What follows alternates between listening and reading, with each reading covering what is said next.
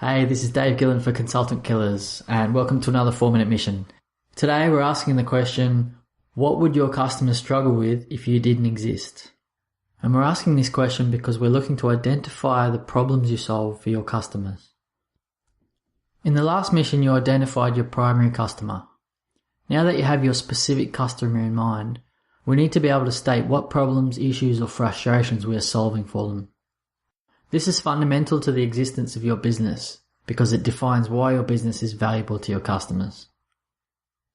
You may feel that your business doesn't really solve a problem or frustration and that you just sell a product, but this is a shift in thinking that you'll need to make to build a remarkable business.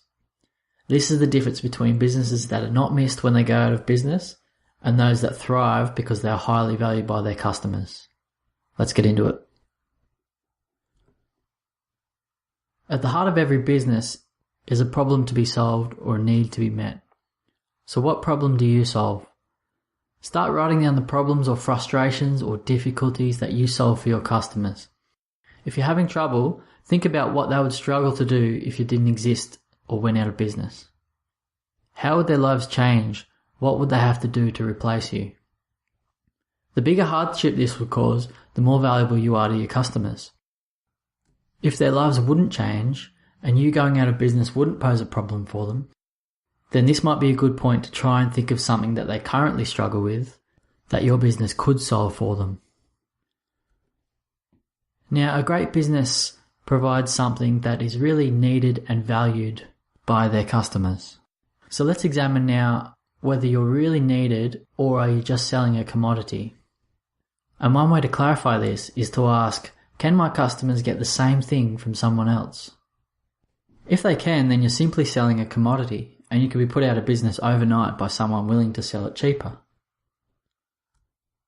The answer is to decommoditize. In other words, become more than a seller. Do you deliver to their door and install, or do you make it easier for them to buy somehow? Are you the only provider in your area? Are you the fastest? Just to be clear, the purpose of today's mission isn't to completely overhaul your business.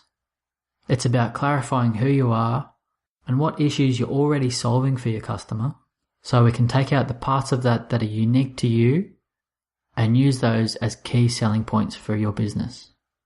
And we're going to bring them together over the next couple of missions to create targeted messages that are going to get the attention of your potential customer and make them want to do business with you. Let's look at an example. One of the reasons Domino's became famous was because of their offer for delivery in 30 minutes or it's free. So they're able to offer not just pizzas, but convenience and speed. Here, pizza's a commodity. You can get pizzas from any pizza shop, and there are lots of them. But not every shop provides such a compelling offer for convenience and speed. So this is a great example of how a company solved some of the difficulties around buying their product, and that became their selling proposition and the key message they wanted to get across to their customers. Okay, it's time to talk about the solutions now that you're offering. What is the solution that you offer to your customers' problems, and how are you solving any difficulties they have? For each one of the difficulties your customers have, write down how you're solving it for them. And that's it for today. If you've put pen to paper, great job, because that's going to be really useful ammunition over the next couple of missions when we start assembling a killer message that you can use throughout your marketing.